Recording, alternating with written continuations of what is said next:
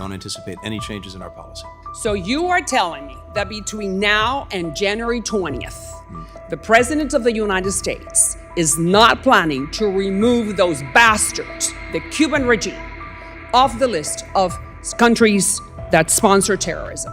As I said, I don't anticipate any changes. You don't anticipate. So how can I interpret anticipate? Specifically, is it under review right now?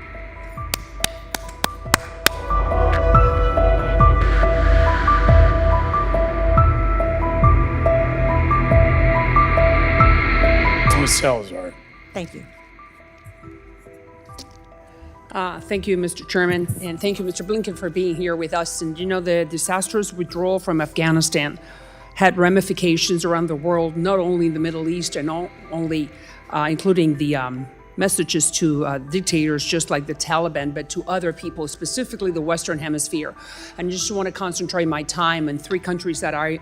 When we'll take them, I'm happy to follow up with your office. Sir, I hear that you're planning to cancel the oil licenses to actors like Chevron and Repsol and others.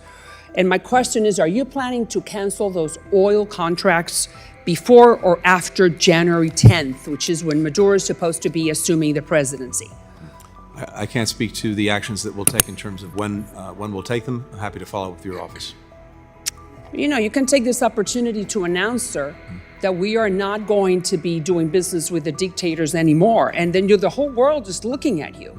So why don't you send the right message to Maduro and saying, if you steal the elections, you're not going to make any money off Well, I us? think we've been sending very clearly the message about how we see the election, how we see the abuse of the system by Maduro, the work that we've done to support Mr. Gonzalez and I know, others sir, going but forward. the problem is that if the Maduro regime has money from Chevron, that goes to PDVSA, goes to the treasury, and then they have more money for the repressive apparatus. You know that. And as you know, the opposition supported all the efforts that we took to see if we could get an election that would reflect the will of the people. We got an election.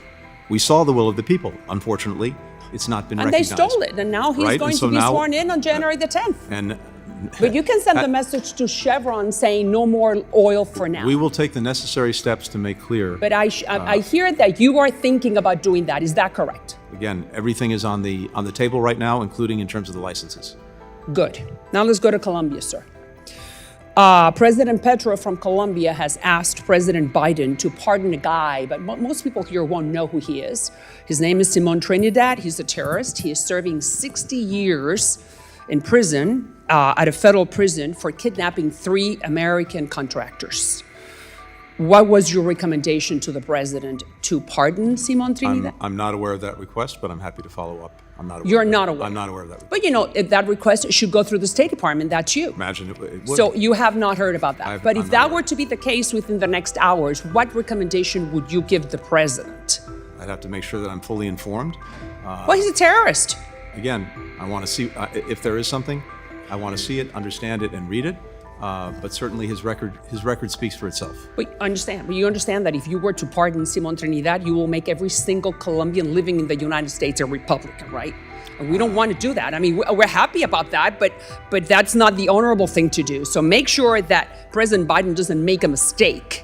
Just it's humble opinion. Let's go to Cuba. Is Cuba under review to be removed from the list of countries sponsors of terrorism? Is it under review, sir? I don't anticipate any changes in our policy toward Cuba during the pendency of this administration. All right, I'm happy you're saying that. Laudable to hear that, but specifically, is it under review right now? Because if you're going to remove a country from a list of terrorists, of this country's sponsors of terrorism, you need to start a review. And my question is it yes or no? Is Cuba under review? Under the law, depending on the different authorities of this kind, some mandate a regular review, others don't. All I can tell you right now, sitting here today, is I don't anticipate any changes in our policy. So you are telling me that between now and January 20th, the President of the United States is not planning to remove those bastards, the Cuban regime, off the list of countries that sponsor terrorism? As I said, I don't anticipate any changes. You in our don't policy. anticipate. So how can I interpret anticipate? Can you commit right now that that's not going to happen? You know why? Because all I'm doing is trying to prevent to give money to the repressive apparatus that has been taking everything away from the Cubans. You're aware of that, right? So I just need to make sure that you understand the message from my community. Do not do that. Don't give. Greasing the repressive apparatus. Tell me. You have 20 seconds. I can't. I do not make decisions for the Sure president. you do. Come on. Sure you do. I do You're not the make State decisions for the Department. president. The You president give makes the decisions. All I can recommendation tell whether you to take is- them or not. Tell me. I'm All I sorry. can tell you is I Tell don't me. anticipate any changes in our policy toward Cuba between now and the end of this administration.